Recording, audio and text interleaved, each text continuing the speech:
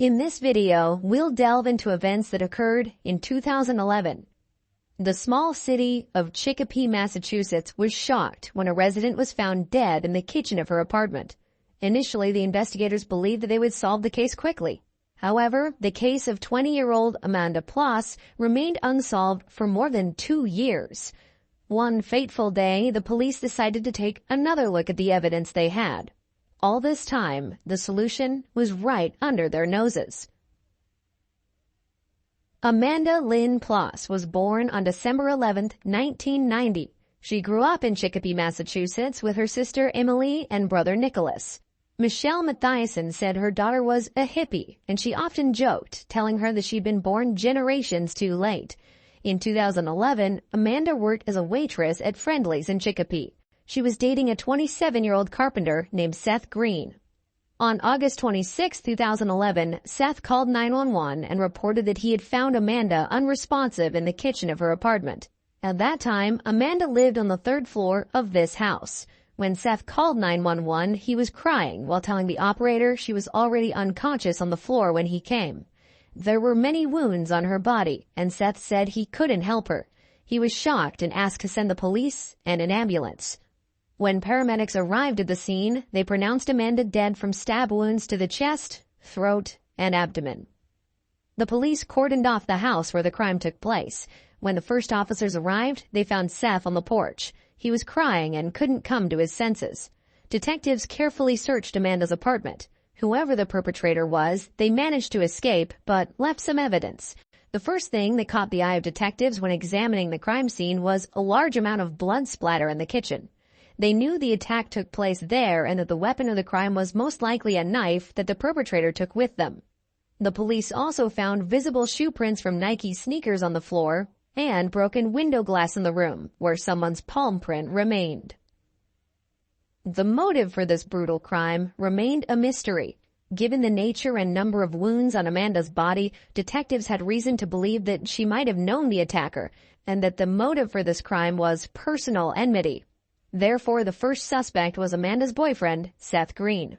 They took him to the police station for questioning. Amanda's death came as a shock to her family. Her mother, Michelle Matthiessen, couldn't believe all this was actually happening to them. Unfortunately, Amanda's death was not the only ordeal her family had to face, but we'll talk about that a little later. As I said, the police took Seth Green for questioning. Nothing was surprising in the fact that he was the first suspect. He was in a relationship with the victim, there was blood on his clothes, and he was the one who called 911. As it turned out, he and Amanda started dating less than 2 weeks before her death, and her family knew almost nothing about him. He was 7 years older and might have different views on some things, but could this have been the reason for a quarrel that ended in a cold-blooded crime? Undoubtedly, the investigators started wondering if Seth could have committed a crime, saying that Amanda was already dead when he came to her apartment. They determined that about 2 hours had passed between Seth's 911 call and Amanda's death. This was certainly enough time to destroy the evidence and dispose of the crime weapon. Therefore, the first question the detectives had to answer was whether Seth Green was responsible for Amanda's death. When Seth appeared at the police station, he looked like a man who had just experienced something terrible. He was crying over the death of his beloved girlfriend. The investigators wanted to understand whether his emotions were sincere. Perhaps he was trying to deflect suspicion from himself. During the interrogation, Seth said he had spent the whole day at work. That day, he was supposed to give Amanda a ride to the restaurant where she worked, but was unable to because of his own work schedule. According to Seth, he didn't know Amanda very well as they hadn't been in a relationship for very long, but he loved her and had no reason to harm her. Seth worked as a carpenter at a construction site. The investigators started asking him about work tools, suggesting that he might have used one of them to commit the crime. Seth, of course, used a tool belt at work that included many carpentry implements, including a knife. However, he said that he always leaves it at work after his shift, and this day was no exception. Seth finished his work, changed his clothes, left his tools, and went to Amanda. He understood fully why he was the main suspect. Still, he was adamant in claiming that he was not involved in the death of his girlfriend. In the end, the police confirmed Seth's alibi. The man even passed the polygraph test. He had construction boots on when they arrived, and they obviously didn't match the prints from the Nike sneakers at the crime scene.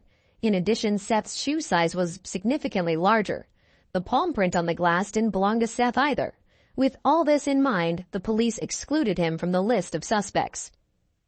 Amanda was fighting for her life. Whoever the perpetrator was, there must have been scratches on their body in the first weeks after the crime. After all, there were particles of the criminal's skin under Amanda's nails. This was evidence that the police had high hopes for. Unfortunately, after testing the DNA sample, they found no matches in any of their databases. The motive for the crime was also still unclear, as there were things in Amanda's room that could be of interest in the event of a robbery, but they remained untouched. Since the police found no signs of forced entry, they had two versions of how the criminal got inside. The first is that Amanda knew the culprit and let them in herself. The second is that she might have forgotten to lock the door. Interviewing Amanda's colleagues and friends, the investigators learned that the crime could have been the result of a love triangle. Before Amanda started dating Seth, she was in a relationship with another guy, the breakup with whom didn't go very smoothly. According to people familiar with the situation, Amanda was the one who wanted to break up. After a while, she'd started dating Seth, and her ex-boyfriend allegedly didn't like that very much. Unrequited love often pushes people to rash actions that lead to irreversible consequences. Therefore, the investigators started checking the information received. But in the end, this version led to nothing. Amanda's ex-boyfriend provided his DNA and fingerprints, which did not match those found under Amanda's fingernails and on the broken window glass in her room. In addition, he had a reliable alibi. The police were checking other leads, but none of them helped to get closer to solving Amanda's death. Thus, the investigation reached a dead end. Amanda's family was adamant in their pursuit of justice. They put up flyers and sponsored car races, hoping someone would provide important information. Michelle said her daughter wasn't perfect, but she couldn't understand why someone took her life and why no one else came to the police to tell what they knew. Unfortunately, Amanda's family had to face another emotional ordeal. They found out that several police officers photographed Amanda's body on their phones and later shared these photos with other people, including civilians. Chicopee police officers took these photos while waiting for the Massachusetts State Police homicide investigators to arrive at the School Street crime scene. According to the police internal affairs report, one of the people who took the photos was Sergeant Keith LeMay, a senior officer assigned to supervise and protect the integrity of the 73 School Street apartment where someone stabbed Amanda to death on August 26, 2011. He emailed it from his cell phone to a second police sergeant, who passed it to a patrolman. That officer shared it with civilians, including coaches of a youth football game. Records show LeMay took a photograph on his cell phone. LeMay then forwarded it to Sergeant Jeffrey Godere. The latter then emailed the photo to Patrolman Chad Levesque. Officer Levesque, for reasons only known to him, felt it necessary to show other football coaches this graphic photograph of homicide victim Amanda Ploss lying on her kitchen floor. While doing so, Chad was heard to say, "This is what I have to deal with at work," the report said. According to Captain William Jebb, the internal affairs officer who wrote the report, the photos were shown to at least 3 coaches at a youth football game in Agawam the day after the homicide. Around the same time, Patrolman Terry J. Deck, assigned to log all traffic in the apartment for state police, also took a photograph of Amanda's body and emailed it individually to 6 Chicopee police officers. The investigation determined all 6 officers deleted the emails. No one cited them for wrongdoing, and their names didn't appear in the records. The rest were cited for incompetence and failure to conform to work standards. Deck and LeMay, the 2 who took the photographs, received letters of reprimand. Godere and Levesque had to work 3 unpaid shifts as a punishment. The internal investigation began after Amanda's stepfather called the police and said that his friend had seen photos of the crime scene. The call happened on September 28, 2011, a month after the crime. Despite all the efforts, a breakthrough in this case did not occur until approximately 2 years later. The investigators decided to take another look at all the evidence to see if they had missed anything important. A clue they had not seen before jumped out from a dry erase board in Amanda's bedroom. The written message said, "Dennis was here, 8/11/11." making the evidence significant since the date was just 15 days before Amanda was found deceased in her apartment. The clue was always in plain sight, but no one had noticed it. Investigators started wondering, who is Dennis?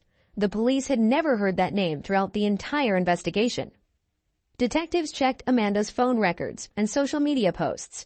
They needed to know if Amanda knew anyone named Dennis, interviewing her friends, relatives, and colleagues. Amanda's ex-boyfriend said someone broke into her apartment several times while she wasn't home.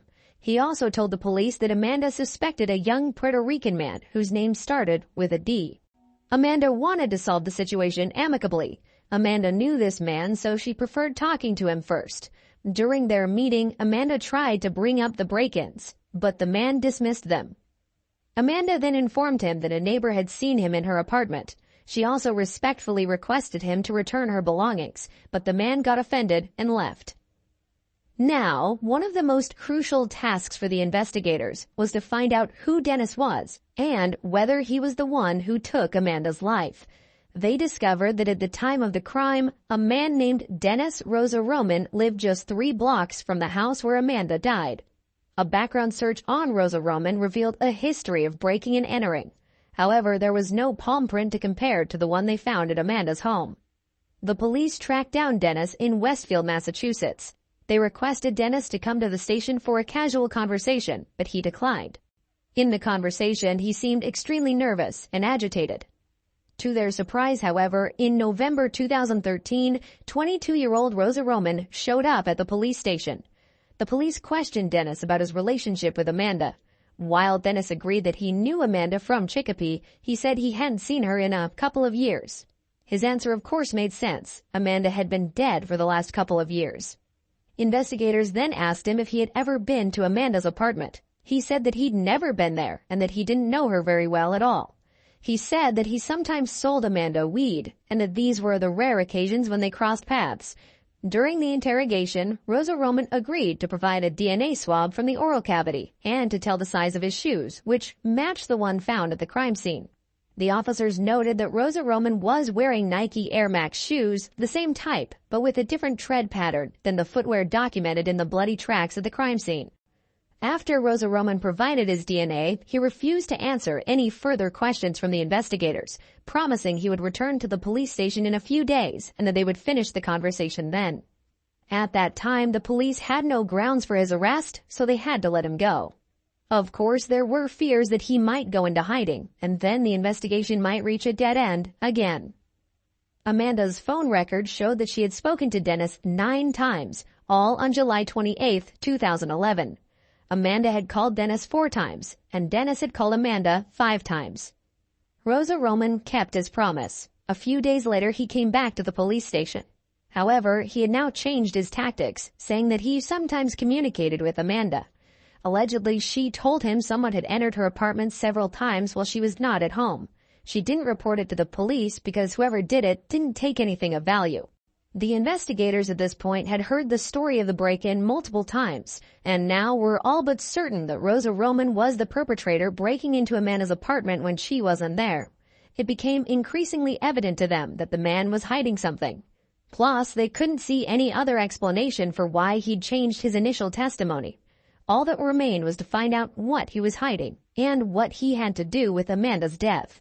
When investigators showed Rosa Roman the photo of the dry erase board with the message "Dennis was here on 8/11/11, he said that he remembered writing it, refuting his earlier statement that he had never been inside Amanda's apartment. The DNA results came back, and they showed that Rosa Roman had, in fact, given false testimony. His DNA matched that found under Amanda's fingernails. The palm print on the glass also belonged to him. All of this left no doubt that he had a direct connection to the crime. After Rosa Roman realized the police had all the needed evidence for his arrest, he changed his testimony for the 3rd time. He now claimed to have been there that day and tried to save Amanda from whoever had attacked her, implying that there was someone else at the crime scene. Investigators, of course, asked him to name the man, but Rosa Roman refused, allegedly fearing for his and his family's safety. However, he did give specific information about the man who he claimed took Amanda's life. This is how he described him: tall, white, light-skinned, blue-eyed, 170 to 200 pounds, wearing old pants, dirty boots, and a t-shirt that read, "Why drink and drive when you can smoke and fly?" Despite this testimony, detectives did not believe Dennis, as all the evidence pointed to only one person there when Amanda was stabbed. They arrested Rosa Roman and charged him with taking the life of Amanda Ploss. The trial began almost 3 years later in 2016. Rosa Roman's lawyers defended the version of his story that their client was at the crime scene, but he was not the person responsible for Amanda's death. Furthermore, they accused police of a botched-up probe, claiming they framed Dennis after a failed investigation. The team argued it took the police 2 years to confront Dennis, even when they had all the information already. Rosa Roman claimed that on the day Amanda died, his dealer forced him to take him to her apartment. Allegedly, Amanda owed him about $500 or $600. The dealer wanted his money, so he took him to Amanda's apartment where everything got out of control. The dealer took a knife out of his pocket and started stabbing Amanda. Rosa Roman stated that he wanted to help Amanda but couldn't stop the dealer. At some point, she grabbed his hand. That's why his DNA remained under her nails. However, the prosecutors had their version of what happened. They believed that Rosa Roman was breaking into Amanda's apartment while she was not at home. During one of these illegal break-ins, he left an inscription with his name on the board. Amanda correctly assumed that the message had been left by a trespassing Rosa Roman. She called him and asked him to return what he had stolen from her. This explains the 9 phone calls between Amanda and Dennis. Also, on the day Amanda died, Rosa Roman re-entered her apartment because he thought she was already at work, but Amanda was at home. During the quarrel that ensued, Rosa Roman took Amanda's life. Following 8 days of testimony and 5 hours of deliberation, the 12-person jury convicted Rosa Roman of the death of Amanda Ploss. In July of 2016, the court sentenced him to life in prison without the possibility of parole. The internal audit of the police officers was delayed for many years. Finally, in 2018, Jeffrey Gadare was fired from the police force. However, he appealed and was allowed to return to service in 2020. The commission ruled that he would be demoted to patrolman because of his misconduct and prior disciplinary record. On August 4, 2022, Massachusetts signed Amanda's Law.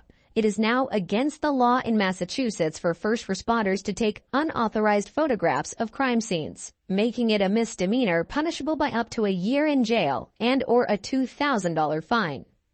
Amanda's family sued the city of Chicopee and eventually agreed to settle the case for $100,000.